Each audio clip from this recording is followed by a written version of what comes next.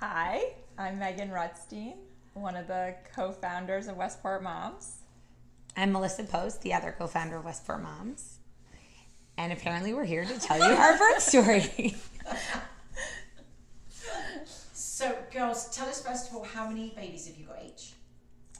I have a 6-year-old girl and a 3.5-year-old boy. Okay, and Melissa? I have twin 5.5-year-old girls and a just 3-year-old boy. You've got twins? I didn't know that. Yeah. Oh, wow, okay. Good birth story. Yeah, I know. I'm excited to hear about it. Right.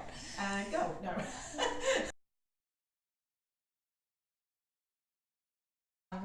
Well, I guess I thought I was going to get married, have a baby, have a couple of babies, and make it pretty standard, pretty easy. And didn't really go that way for me. After a year of trying to conceive naturally, nothing was really happening, and didn't really know why. I was tested for so many different things. Everything came back fine. So we had to go the infertility route.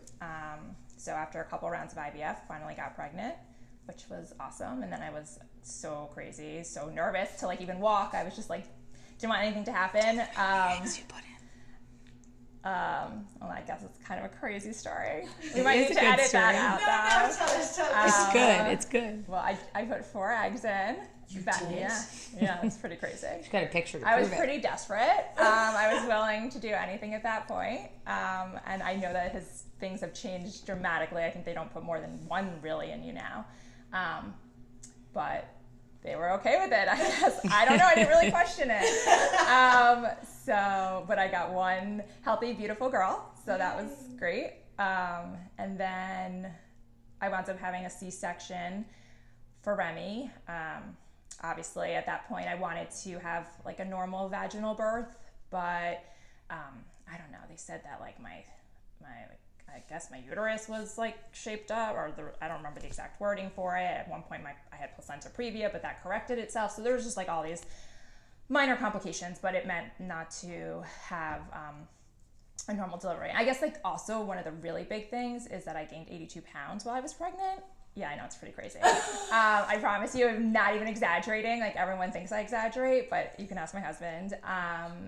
And I really, it's true. A lot of it was from medication. Yes, I was on like prednisone for a few months. What's prednisone? What is that? It's like a steroid that makes you kind of swollen. Right. So for 3 months I was on prednisone, and I mean, I guess by 12 weeks, I was already up to 27 pounds in a pregnancy. And like, that's normally what people gain throughout the whole entire pregnancy. So it was really crazy. Like I didn't have a neck. It was crazy. So I think they thought I was going to have like a 12-pound baby too. So that's part of the reason that they were like C-section. She wound up being 7 pounds, but whatever. And then I got pregnant actually naturally with my son. So that was exciting because we were prepared to do IVF, even though we had no like diagnosis as to why we couldn't get pregnant. But I guess it worked out. So then I got pregnant naturally. But because I had a C-section, the doctor advised me to do another C-section. I really asked her because I felt like a little cheated, I guess, out of not doing the traditional regular birth. But she said, like, if you were my daughter, I wouldn't risk it. So I felt like when the doctor tells you that, like, why bother? Yeah. So I had 2 C-sections. So it wasn't exactly what I had envisioned, but got 2 healthy babies. So that's all that really matters. Yeah. Did you bounce back after your cesareans? Yeah, like my second one was I felt like a lot easier. Maybe the first one was just a little bit tougher, but yeah, it's not so bad, And I guess it helped knowing your day. That at least I knew when I was having them, I was able to get like my hair and nails done, and I felt very prepared. So that was good. I liked that. But sometimes I'm like a little sad. I had went through IVF to get pregnant. Then at the time I had a C-section. I had a difficult time breastfeeding. I was like, why is nothing working for me the normal way? But I guess there is no real definition of normal. Yeah. So that's the whole point of us doing this video. So it all worked out, and I wouldn't change anything. Yeah.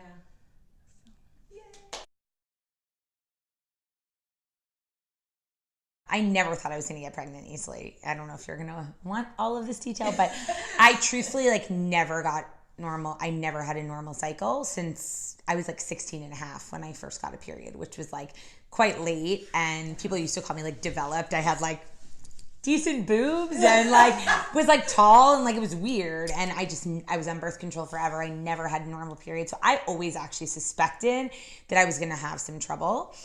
My cycles were literally 28 days every day, every month. It was crazy. I didn't have normal cycles at all. And so I was always like suspicious. So pretty quickly when I wasn't getting pregnant naturally, I kind of escalated the process and I was like, this isn't going to happen. And I have to be honest, I think the most important thing I learned through the whole thing is like, you have to be proactive for yourself.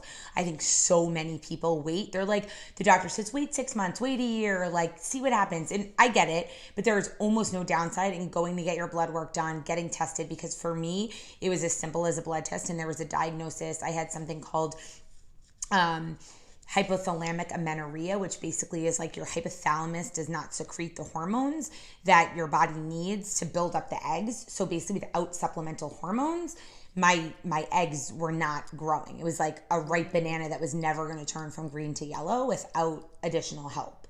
And I wouldn't have known that unless I got these blood tests done and they saw that I had this like massive deficiency.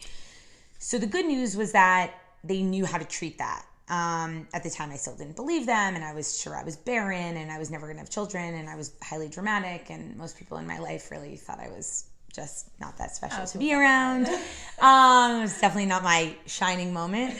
But I ended up doing some meds first. I did 3 IUIs. Actually, a lot of times insurance requires you to do IUI before you do IVF. I got pregnant on the 3rd IUI right when we moved out to Westport. And then I miscarried at 10 weeks. Very unexpectedly, I had been like discharged from the IVF place. Sorry if this is too much detail. No, and it like rocked my world. It really, really, really was emotionally like just not good for my mental state because I'd already kind of gone through all the IVF stuff and everybody around me was getting pregnant. We'd moved out here where everybody was pregnant. I hated going to Starbucks. Like I didn't want to see anybody.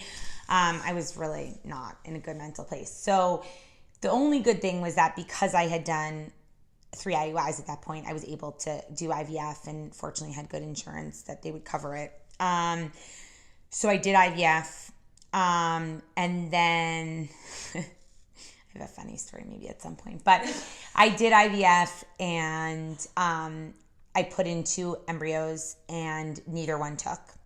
And so I was again like really just set back a lot.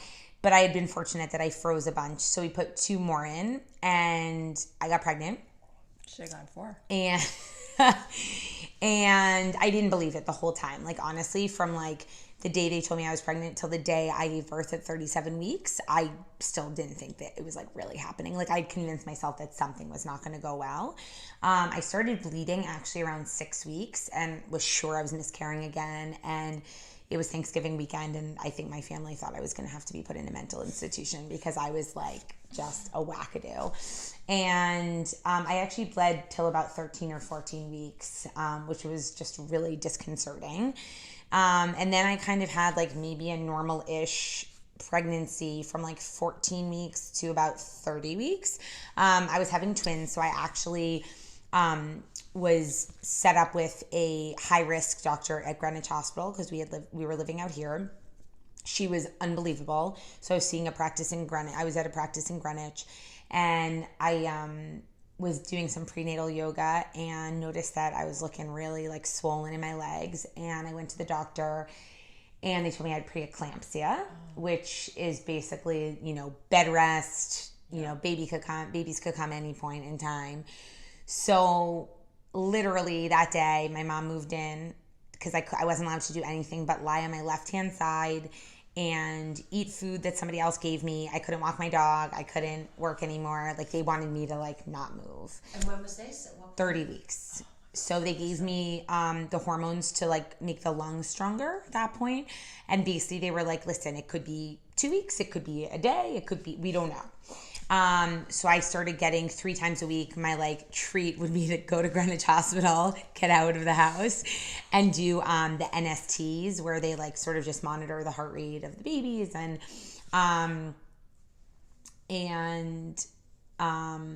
every week they would test all my levels, and every so often I would have to do like a 24-hour urine sample, and that was special. And actually, so I kept going, and the levels kind of got better, and they were like, this is really weird. It's like reversing itself, but stay on bed rest. And my parents kept being like, can we go home for a weekend? Like, we have a family wedding. And they were like, listen, could happen tomorrow. And so nobody left. So they were just there and there.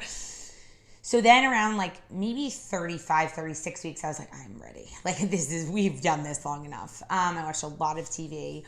And at one point, I'll never forget, I kind of just went rogue. I was like, I'm going out to dinner. And I had to bring like the jug of my pee with me to the restaurant. And I went to like a nice Italian restaurant. And I walked in, and I'm like massively carrying twins. And I'm like, I can't wait to eat pasta and like be out of the house. And I didn't say. So I honestly, I don't think I ever really thought about a natural, like a vaginal birth. My mom had 3 C-sections. My mom's 5'1", and I was 8 pounds, 10 ounces. And it was just, I was not coming out. So she had 3 C-sections. She raved about C-sections. She thought they were the best things ever. You could pick your date. You could get your nails done. Like, she was like a walking commercial for C-sections. I didn't have any other experience with birth other than her. And so once I was having twins, it was kind of like, it's very rare that twins are naturally born vaginally. Mine were never both head down the entire pregnancy.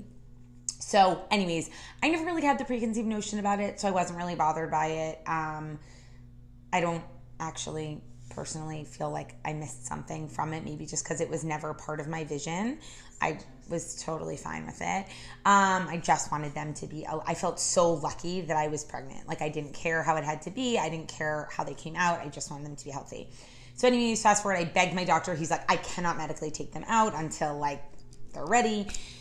So then I went in like around 36 and a half weeks, and he's like, my fluids were off. He was like, we can do it today or Monday. And all of a sudden I was like, wait, like, I'm not ready this second. And so I was like, okay, give me like 2 days, like Last Supper. I went to La Farm and had like the bolognese when it was La Farm before the cottage, like did everything I needed to do. And then went in, and I had 2 girls. The first one came out, and they told me that she was 8 pounds and 6 ounces. And we were like, the whole OR. No, and then they were like, oh, sorry, 6 pounds, 8 ounces. And we were all like, literally the entire room like erupted in laughter. And then my little girl, Allie, was 5 pounds, 4 ounces. And then actually very shortly after they had them, the first one, who was bigger, ironically, ended up having to go to the NICU because she was having trouble breathing. So she ended up in the NICU for 5 days. It really could have been worse. She just couldn't figure out how to eat, so she had a nose tube, and it was just hard because you didn't know at the time how long it was going to take, and it was really hard to have one in the NICU and one not, and like they weren't together at all, and we were kind of separating to like take care of them. But we were really lucky. I cried so hard the day we left the hospital, having to like leave one of them there. But I'll never forget, we woke up the first morning and they called us and they were like, she's ready to come home. And it was like the best thing ever. And the other thing I really remember from leaving the hospital was we had bought a car when we got here, and we had the 2 twin car seats, and I went to go get in the middle of them and realized that I couldn't fit. And like, I mean, I wasn't tiny, I just had babies, but I was like, this car's not gonna work. So the car that we had for like 6 months out here quickly was no longer useful to us. Because if you can't have a person sit between the car seats, like with twins, like you're kind of not in a good spot. So that was kind of funny. And then then it was great. They were great. Luckily, they were really good eaters, really good sleepers. I kind of had like a little bit of the weird situation where like I had so much trouble getting pregnant, and then I just was like had a lot of milk, which was like a really weird thing. And one thing I found out really quickly is people get really competitive about how much milk they produce. And I had like certain conversations where people would be like, you breastfeed twins? And first of all, I breastfed for like a hot minute. It was for them, it was not really my thing. Like, it was just too hard. One would fall asleep, one would be awake, then I'd have to feed one again. I didn't really want my boobs out all the time. I had like family there all the time. It wasn't my thing with them. But I pumped and I fed them for about 7 months, and people would be like, I don't understand how you fed twins. And I'm like, I don't know. I like, how much milk? How much milk do you have? And I was like, I don't know, a lot. Like, why are you getting up in my face? Like, how much? Like, how many ounces do you make a day? And I'm like, So one time I turned to this girl and I was like, okay, I couldn't get pregnant. I did IVF for 1.5 years and I had a miscarriage. I make a lot of milk. Are you happy? Like, well, but people get so weird about this stuff. So anyways, I was like a cow. That was all well and good. And then with my son, honestly, I used a frozen embryo. I was really fortunate. It took one implantation and I got pregnant with him. I switched to Norwalk Hospital because I didn't need to be down there because I wasn't high risk and I didn't really want to commute to Greenwich. And knock on wood, it was like a really, really easy pregnancy. I actually enjoyed being pregnant, which I really hadn't the first time. I was so anxious. Similar to Megan, I had no preconceived notions of a VBAC. I was cool with what we had done, and I actually didn't love my scar. My scar had healed kind of funny, and so they told me if they went back in, they could try to fix it, and they actually did, and it's so much better. Me too. A little plug for the advantage of a C-section after a C-section. And then I had my son, and he was 8 pounds 10 ounces, and I had him at 39 weeks, and I had an awesome experience with Norwalk, and I breastfed him, interestingly enough.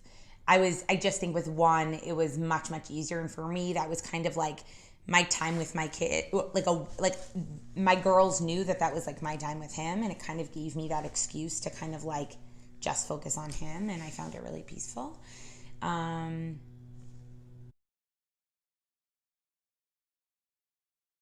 So if you could give our sort of soon-to-be parents one piece of advice each, what would you give them?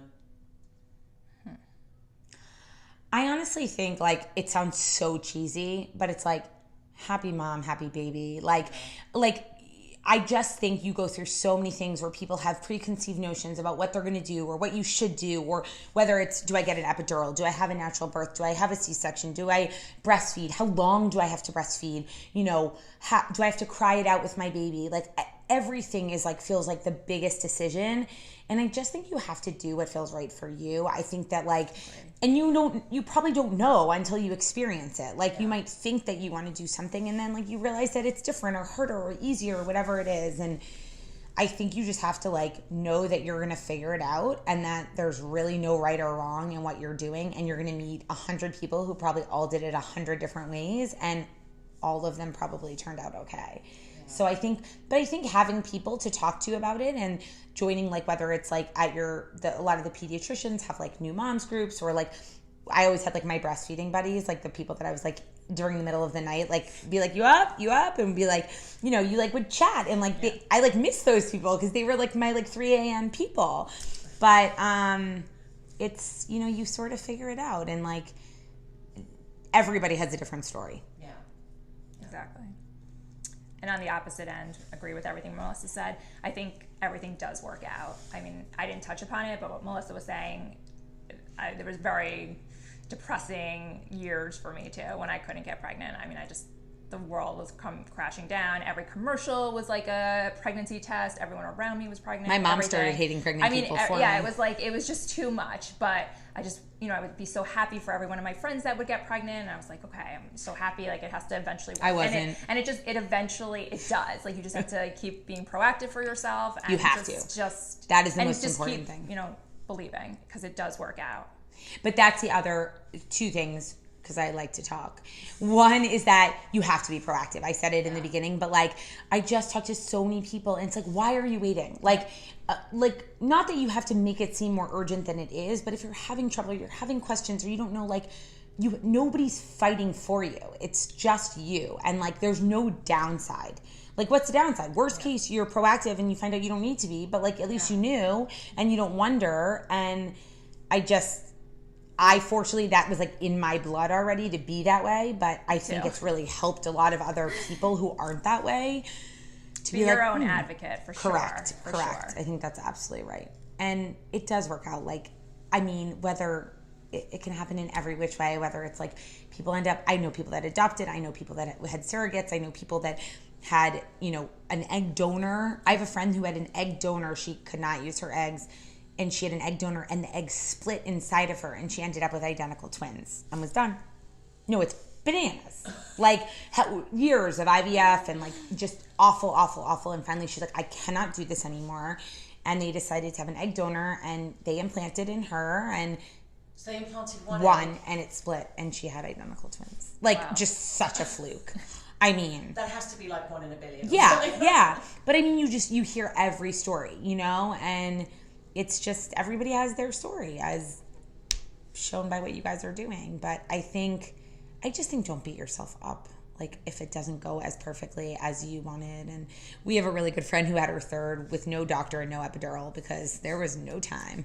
And like, I don't think that was her plan, but the kid's really cute and all worked out. So. Girls, thank you so much. That was brilliant. That was so good. Oh my God. Oh God, it comes back. You like forget. I forgot. Oh, I didn't talk about my gushing blood though.